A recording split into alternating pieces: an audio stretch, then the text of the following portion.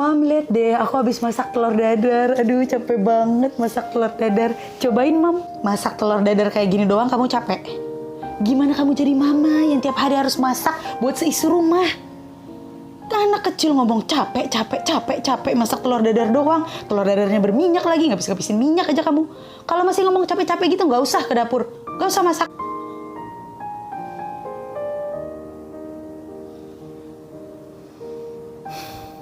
Aduh, capek banget habis olahraga sama teman-teman.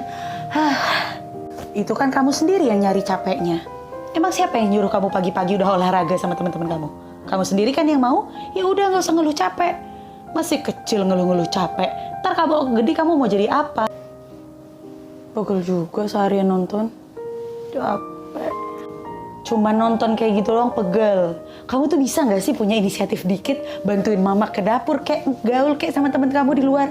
Nonton aja seharian, ngeluh capek pula. Aku nonton salah, bantuin masak salah, main keluar salah. Aku harus ngapain sih, Ma? Memberikan kesempatan kepada anak kita untuk mengungkapkan rasa capeknya nggak akan membuat anak kita jadi anak yang suka ngeluh kok.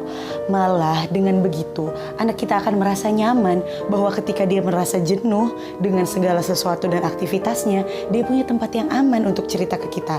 Sehingga dia nggak akan cari pelampiasan seperti pergaulan yang tidak benar ataupun benda-benda yang berbahaya seperti narkoba ataupun rokok. Saya paham kadang-kadang ibu-ibu ngerasa begitu capek ngurusin rumah tangga sehingga sesuatu yang sepele bagi ibu-ibu tuh ngerasa kayak nggak pantas untuk dikeluhkan. Padahal rasa lelah kita, rasa capek kita tidak serta-merta membatalkan ataupun tidak validkan rasa capek dan jenuh yang dirasakan anak.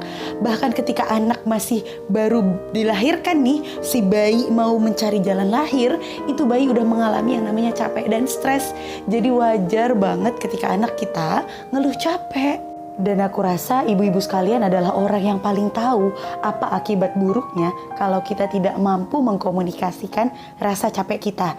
Ya, kita sering main kode-kodean sama suami, nyuci digesrak-gesruk, ngerapiin barang dibanting-banting. Semuanya cuman mau kasih kode bahwa kita capek. Padahal bisa bilang baik-baik. Ini udah tahun 2022, Bu. Bukan zamannya lagi ibu itu dianggap superhero yang gak boleh capek, gak boleh sakit. Demikian juga dengan anak-anak kita. Jadi yuk sama-sama belajar untuk memvalidasi rasa capek kita.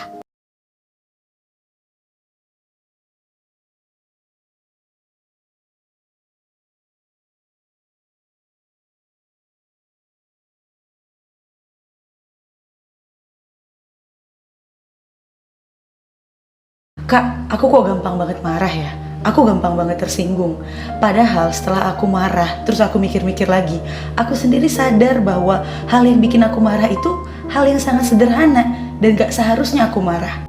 Itu karena masing-masing dari kita memiliki yang namanya gelas emosi. Sebagian orang gelas emosinya hampir penuh seperti ini. Dan sebagian orang lagi gelas emosinya hanya terisi sedikit seperti ini.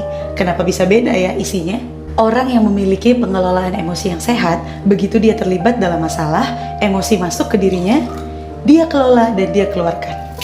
Emosi masuk lagi, dia kelola dan dia keluarkan. Sehingga gelasnya stabil, ada berisi tapi tidak meluber. Sayangnya kebanyakan dari kita tidak diajarkan sejak kecil untuk mengelola emosi kita. Justru kebanyakan dari kita diajarkan untuk menyimpan sampah-sampah emosi kita. Anak sedang sedih, jangan nangis, nangis itu jelek. Anak sedang merasa minder, gitu aja minder, kamu itu orangnya gimana sih?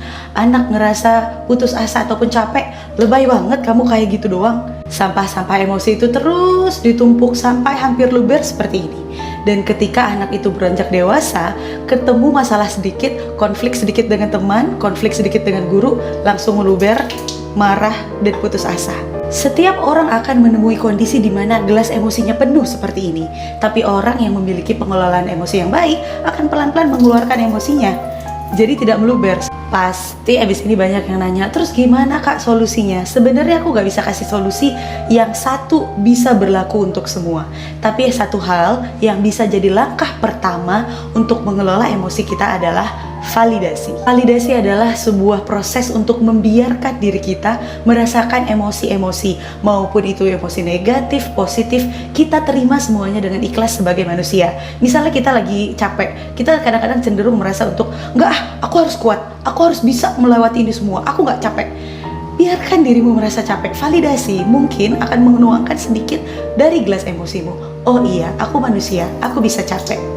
Banyak langkah-langkah lain yang bisa kita pelajari untuk mengelola emosi kita, tapi pelajarin yang ini dulu. Validasi perasaan.